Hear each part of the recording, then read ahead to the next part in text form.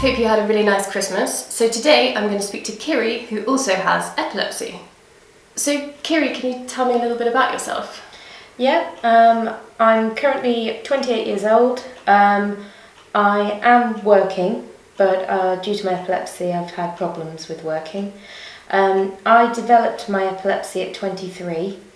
There was no real reason for it. The doctors have all sort of said to me, oh, did you ever hit your head? Did you ever do this? Did you ever do that? No, none of it. I've now, after speaking to a few people, they've all said that it can just develop for no real reason, and it can develop at any point really. So up to 23, I was relatively normal. I say normal. I could drive. I could drink like a grown-up. I was actually working as a full-time secondary school teacher, but I actually developed the epilepsy in my training year, the end of my training year of teaching. But it took 2 full years before they officially diagnosed me, so we weren't really sure what it was to start with.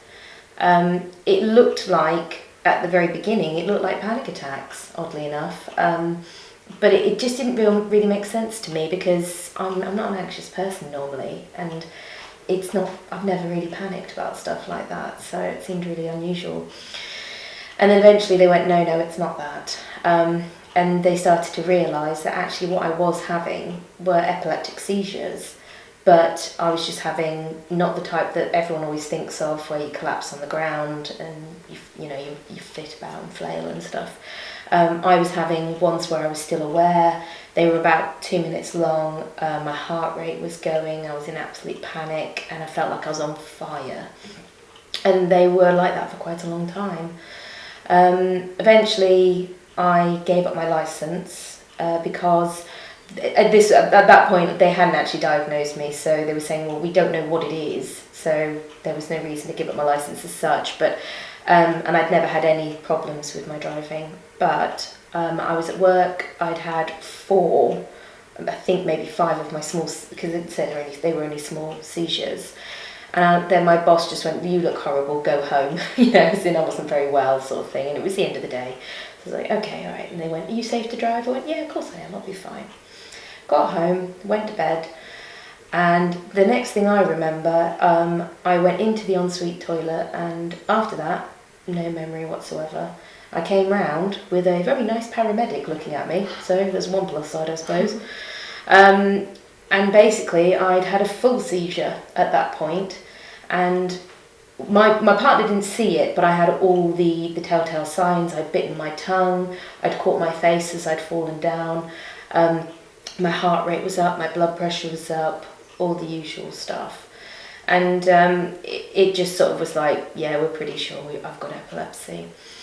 But my type of epilepsy that I have now is complex partial seizures, or they were also known as petit mals, like a smaller version of epilepsy in a way.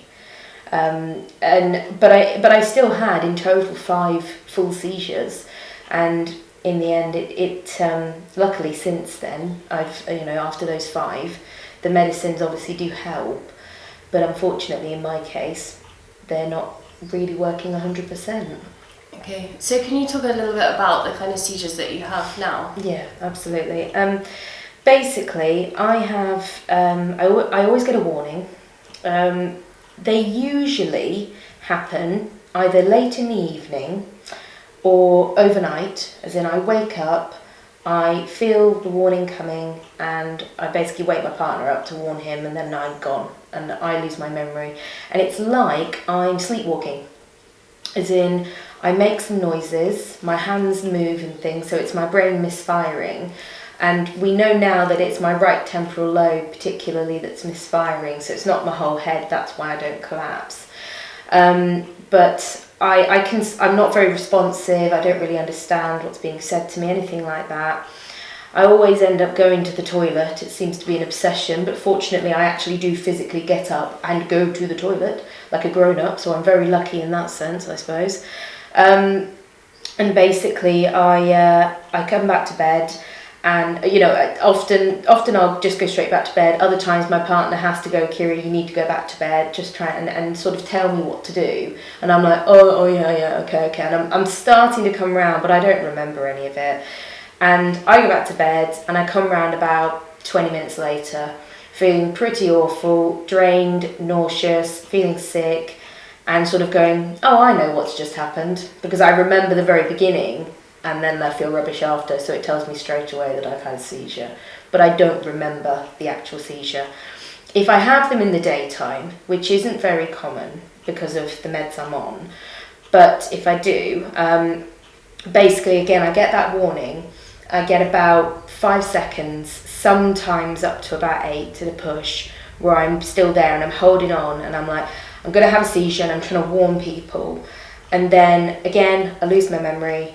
And often what we find is if I hold someone's hand, it keeps me still, because otherwise I have a tendency of wandering about, walking, fidgeting, doing my noises, moving my hands, all that sort of stuff. And again, after a little while, that first 2 minutes is my seizure, where I'm making the noises, and then afterwards it's sort of the recovery time. And after about 10 to 15 minutes, I start to come back around.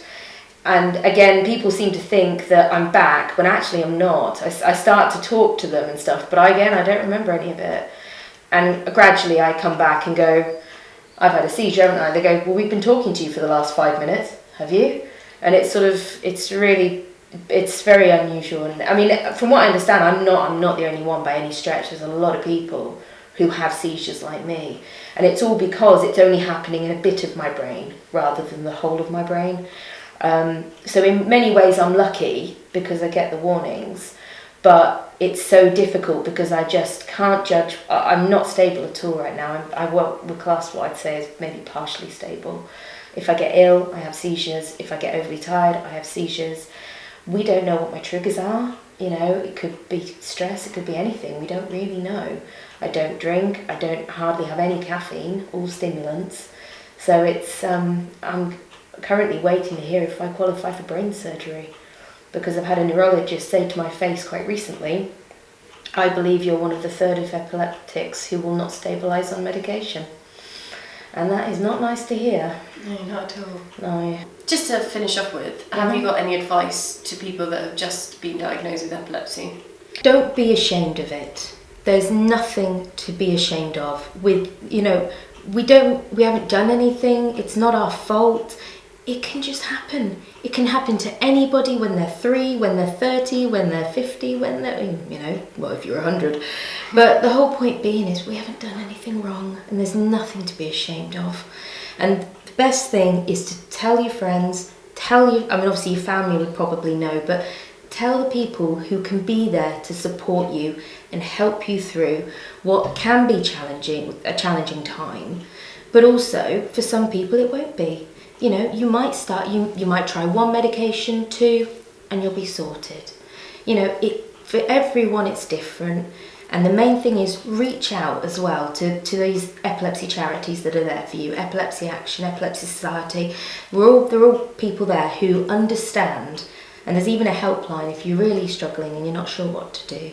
Speak to them, speak to your doctor, and just, vocalise it and get the message out there, talk to people, and make sure that people are aware. I mean, if you were out and about on your own and you feel like you're going to have a seizure, or you make sure someone knows, and you'd be amazed about the kindness of strangers. It's when you really see the best in people as well. So that's something to be positive. If you always try and be positive. Thanks very much, Kiri. It was really nice talking to you, so thanks for your time. I hope you guys found that an interesting video. If you want to see some more, remember to subscribe to my channel, and I'll see you next time.